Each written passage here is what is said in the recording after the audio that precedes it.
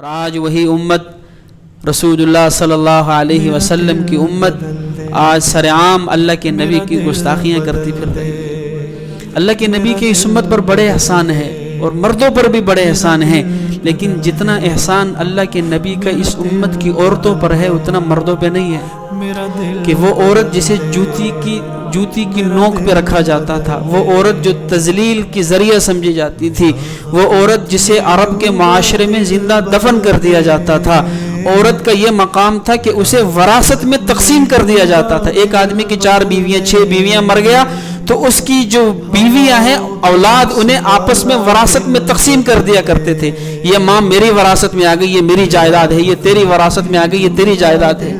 ان کے ساتھ لونڈیوں والا سلوک ہوتا، ان کے ساتھ جو ہے وہ بازار کے اندر جا کر فروخت کر دی جاتی تھی۔ اس مقام پہ آ کے اللہ کے نبی صلی اللہ علیہ وسلم نے عورت کو عزت دی، اس کے سر پر عزت کی چادر رکھی، اس کے سر پر عزت کا دوپٹہ رکھا۔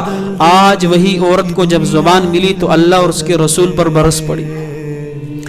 سریام آپ دیکھ رہے ہیں میرا جسم میری مرضی کے نام سے کیا کچھ نہیں ہو رہا۔ کچھ تو لکھ کر کھڑی ہیں کہ وہ 9 سال کی تھی اور وہ 50 سال کا تھا، اور اس کی آواز کو دبایا گیا، اور جو 50 سال کا تھا اس کی آواز آج بھی مسجدوں کے اندر گونج رہی ہے۔ واضح طور پر رسول اللہ صلی اللہ علیہ وسلم کی شان اقدس میں گستاخی ہے کہ اماں عائشہ کی عمر 9 سال کی ہے اور جناب محمد الرسول اللہ کی عمر 50 سال کی ہے، اور اماں عائشہ کی آواز کو چپ کرایا گیا اور جناب محمد الرسول اللہ کی آواز آج بھی مسجدوں میں گونج رہی ہے۔ یہ ہمارے معاشرے کا حال ہے۔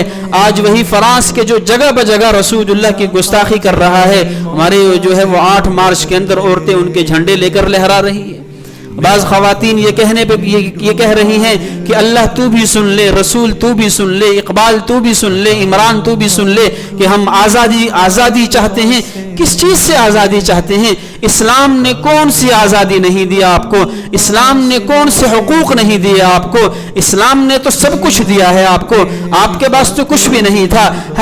ناپاکی کی حالت میں آپ کو گھروں سے دور رکھا جاتا تھا، اسی طرح جو ہے وہ زندہ دفن کر دیے جاتے تھے۔ وَإِذَا بُشِّرَ أَحَدُكُمْ بِالْأُنْثَى ظَلَّ وَجْهُهُ مُسْوَدًّا وَهُوَ كَظِيمٌ۔ اللہ نے اس آیت کے اندر جب بیٹی کا ذکر کیا تو وہ بھی خبر کے ساتھ نہیں کیا بلکہ بشارت کے ساتھ کیا ہے۔ وَإِذَا بُشِّرَ أَحَدُكُمْ، جب ان میں سے کسی کو خوشخبری دی جاتی تھی، اللہ بتلانا چاہتے ہیں کہ بیٹیاں خوشخبری ہوا کرتی ہیں۔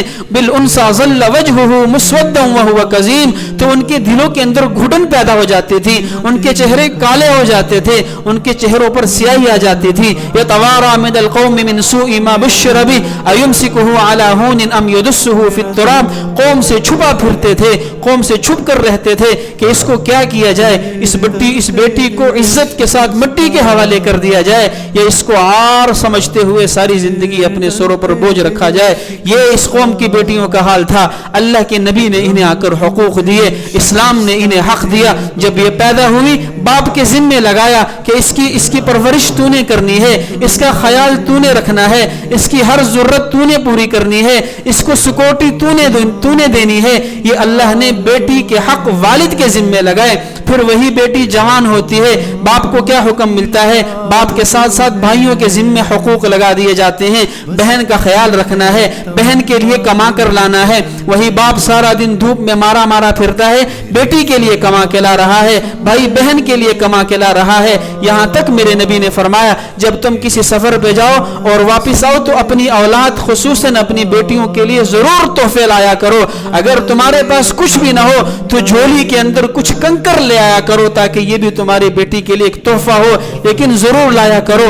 اسلام نے ان کو عزت دی، اللہ کے نبی نے ان کو عزت دی، باپ کی صورت میں عزت دی، بھائی کی صورت میں عزت دی۔ پھر وہی عورت جب شادی شدہ ہوتی ہے تو اس کے سارے حقوق اس کے خاوند کے ذمے لگا دیے جاتے ہیں۔ وہ کما کے لا رہا ہے، وہ کھلا رہا ہے، وہ ان کا سرپرست ہے۔ وہی عورت جب ماں بنتی ہے پھر اللہ نے ان کی اولاد کے ذریعے ان کے حقوق لگا دیے ہیں۔ اور اس سے زیادہ کیا حق چاہیے؟ تم بچی ہو، باپ تمہارا سرپرست، تم بہن بنی، بھائی کے ذمے تمہارے حقوق، تم بیوی بنی، شوہر کے ذمے تمہارے حقوق، تم ماں بنی، اولاد کے ذمے تمہارے حقوق۔ تمہارے قدموں کے نیچے جنت رکھ دی گئی ہے، تمہاری پرورش پر باپ کے لیے جنت کا وعدہ کر دیا گیا ہے، تمہیں عزت کے ساتھ رخصتی پر بھائی کے لیے جنت کا وعدہ کر دیا گیا ہے۔ اسلام نے انہیں عزت دی ہے۔ اللہ کے رسول نے تمہیں عزت دی ہے، اور آج اللہ ہی کے رسول صلی اللہ علیہ وسلم کی شان میں گستاخیاں کی جا رہی ہیں اور سر عام کی جا رہی ہیں۔ یہ پتہ چلتا ہے کہ اس کے پیچھے ایک منظم تنظیم ہے جو ان کو ابھار رہی ہے، جو ہماری معاشرے کی دوسری پاکیزہ عورتوں کے ذہنوں کو خراب کرنا چاہتی ہے۔ یہ وہ معاشرہ لانا چاہتے ہیں جو مغرب کا معاشرہ ہے۔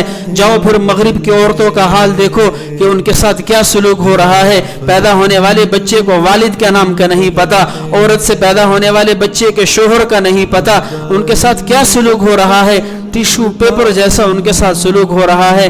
اللہ کے نبی نے اور اسلام نے عورت کو ایک مقام دیا ہے، ایک عزت دی ہے، ایک احترام دیا ہے، لیکن آج وہی عورتیں احسان فراموشی کی شکل میں رسول اللہ صلی اللہ علیہ وسلم کے شان اقدس میں اور آپ علیہ الصلاۃ والسلام کی شان اقدس میں گستاخیاں کر رہی ہیں کہ اللہ کے نبی نے حضرت اماں عائشہ سے 9 سال کی عمر میں شادی کی اور ان کی آواز کو دبایا گیا، اور رسول اللہ کی آواز آج بھی گونج رہی ہے۔ اور ہم آزادی چاہتی ہیں۔ کس سے آزادی چاہتی ہیں؟